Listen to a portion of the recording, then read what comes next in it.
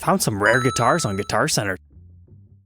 Welcome back, Troglodytes, to your daily dose of guitar information, the Trogly's Guitar Show. I scoured through their inventory so you didn't have to pick out the cream of the crop. Look what made its way into a Guitar Center, the Mod Collection SG Cosmic Stew. It's got one terrible tiny photo, but thankfully we have this old reverb listing to see how it looks. So if you're not familiar with what this whole Cosmic Stew is, it is a Gibson Mod Collection exclusive finish. When it was first launched, they had a couple of Cosmic Stews and then they did it on a few others. In fact, we've documented at least 2 of these on the show. They are gorgeous finishes and they sell at insane premiums. So here's this SG one. It's got like an eclipse over here. You've got some space splatters. If I remember correctly, it was one of the first ones done. But the back has a similar color to it, same as the back plate. And they even dress up the face of your headstock. Now you might say, hey, that Gibson logo looks a little bit weird. Well, that's because it's been completely redone. This is one of those cheaper SG tributes. It's a slightly stripped down SG. Doesn't have the pickup covers, no binding, dot inlays, decals. I think back then they were like $899 brand new. But what gets me is it sold for somewhere around $3,000 on Reverb, and then somehow it ends up in Guitar Center for $22. That's not a bad price for this particular custom color, but that means they bought it from the guy who bought it from the other place for like maybe $1,200. So if you've been looking for an original Cosmic Stew, go snap that up. It's even tempting me. And next, the one that sparked this episode. You remember Mr. Gold? He sent me a link to this listing saying, hey, I don't think you reviewed this model. Well, we have reviewed the 335 Studio and the 339 Studio, but not this one. So this particular version is blacked out. It's got 2 pickups and a diamond sound hole. It looks like we even still have the plastic over top of it. So a few of these have shown up on Reverb over the years, and at first, nobody knew what it was. Then a kind of half story came about, and now I think we finally understand what these are. And that's all I'm gonna say about that because it's time to buy. And here's another one I'm really tempted to add to my cart. I don't know how this has sat for so long. It's a 2002 Flying V for about $4,500. And at first you're probably like, that's somebody's weird modification project. No, this was a limited edition satin metallic series. Personally, I've always wanted to document the green one because it's just so bizarre. And they used to be relatively cheap, like you could get them between $2,000 and $3,000. Here's one from 4 years ago. They made Explorers, they made the Futura, as well as the Flying V, and you just don't see these things show up too often. But they're really doofy with their elongated truss rod cover. That's kind of why I like them and the whole mirrored out vibes. I mean, if you really think about it, it's kind of like the mahogany 58 style Flying V, but with a custom color done up in satin. So when those were produced, they were $5,000, so to have an older limited edition for $4,500, I think that's a great price. But as far as like a review, document, and release, there's just not quite enough meat on the bone for that one. But that is a fair price for an end user. Next is one you might not have realized. So there are 4-string tenor guitars, and Gibson used to make them back in the 50s. There's these weird SG and Les Paul specials that I just absolutely adore, but here's an ES-175, and my daughter has been wanting to play guitar a little bit, but the necks are wide, but I don't want to buy a cheap guitar, so I was thinking, you know what about one of these tenors?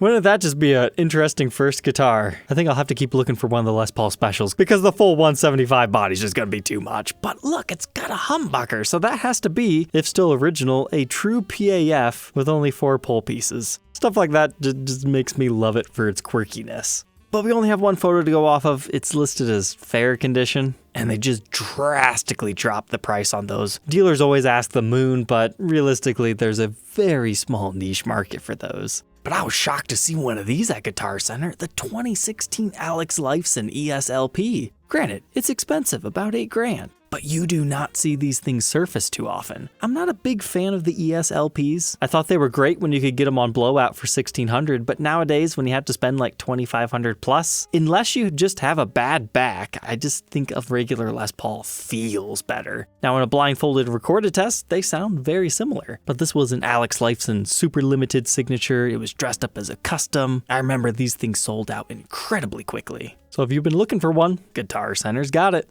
Then this thing caught my attention drastically. 1991 Firebird Celebrity Series. I would like one of these in my collection if I can find it for the right price. 32 wasn't the worst I've seen, but then, poor condition. Alright, let's see what's wrong. I mean, everything looks okay here. The whole gimmick of the Celebrity Series is black and white tuxedo vibes. That looks like a reflection rather than a ding. There's gotta be like a headstock repair or something, right? So far it doesn't look so bad.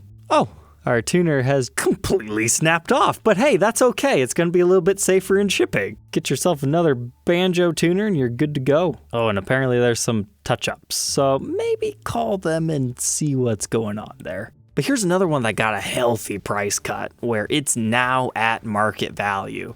Still towards the top end, but you don't find these things very often anymore. It's the Studio Customs. If you need more in-depth information, we ended Trade Tuesday Series 3 with one of them. But when the Studio was introduced in 1983, you had the Studio Standard, and the Studio Custom. What do the two premium options have over the base model? You get the binding, correlating to the Standard and or Custom attributes. What you need to know today is the fact that you've got Dimshaw PAFs in them. They're slightly thinner bodied than regular. So if you like the idea of an 80s guitar, but you need it to be slightly lighter in weight because these were made with alder bodies the first 2 years, that's why you go for them. This one doesn't look to be in too bad a shape.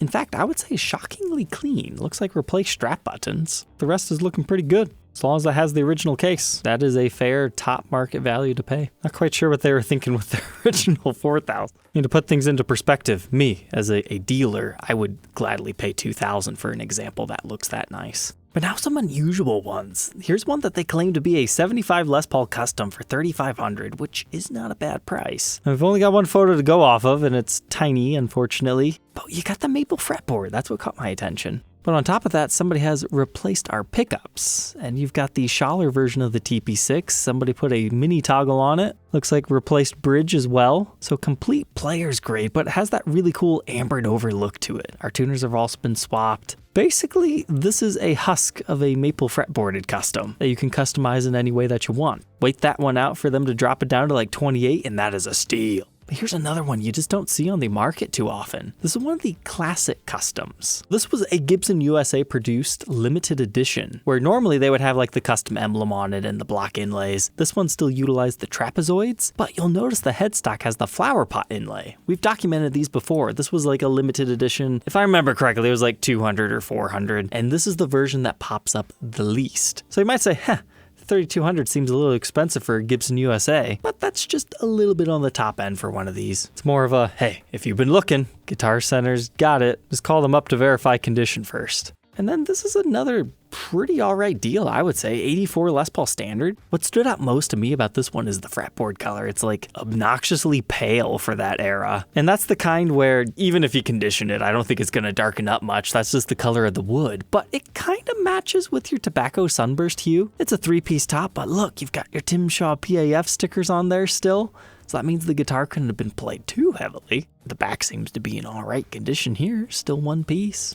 Alright, we've got some finish checking here. That's a 1984, so that's when they've transitioned back into the mahogany neck. You no longer have the volute, so slightly more traditional specs, but still the older vibe. That's one of those times where I actually agree with Guitar Center's original price on that. I just don't think they've marketed it well enough. I'm surprised Guitar Center doesn't list on Reverb. But now an 84 335, these are fantastic guitars, and 2,700, let me tell you, that's a good deal. You don't see many age quite this heavily, but if you zoom in here, yeah, that looks like somebody could try to convert this into like an Epiphone Casino with like the dog ear P90s. I suppose that could just be a chipped finish, but we're currently rocking the humbuckers. It's looking like it was refretted. You've got your ambered over logos from the aging clear coat. Same thing is true on your back. That's just gorgeous. Like you can tell just how yellowed over the neck is just looking at the mahogany too. This could be a fun player for someone. I'm not quite sure what pickups we've got in here because it would not have started life as gold hardware, but that is a tempting player.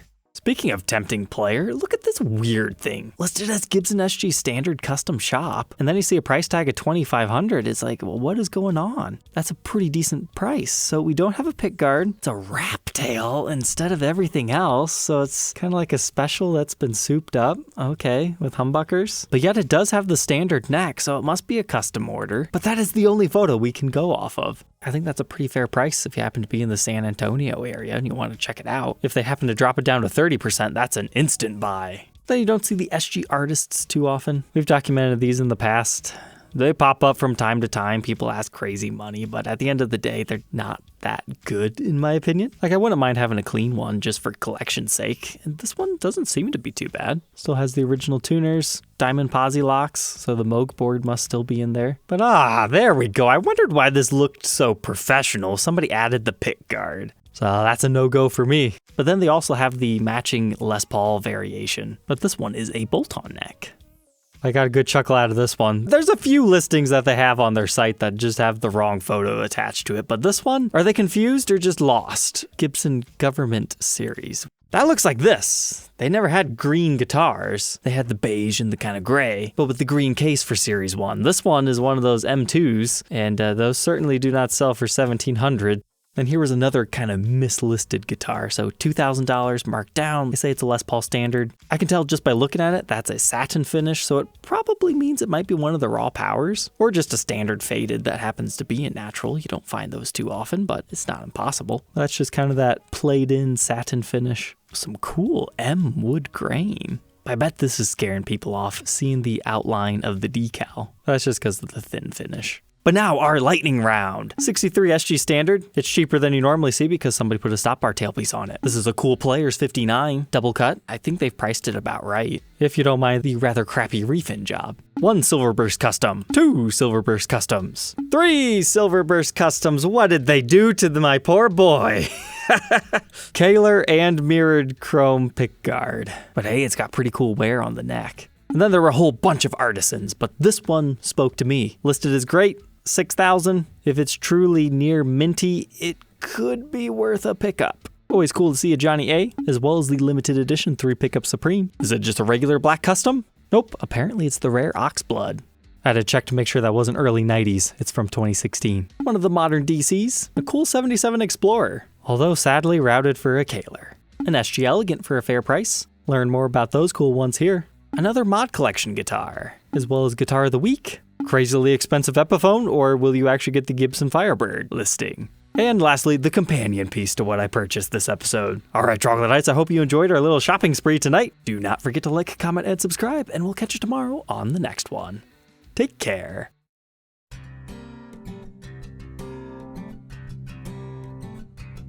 If you enjoyed tonight's episode, consider subscribing. I post videos like this every day. And you might even enjoy this next one.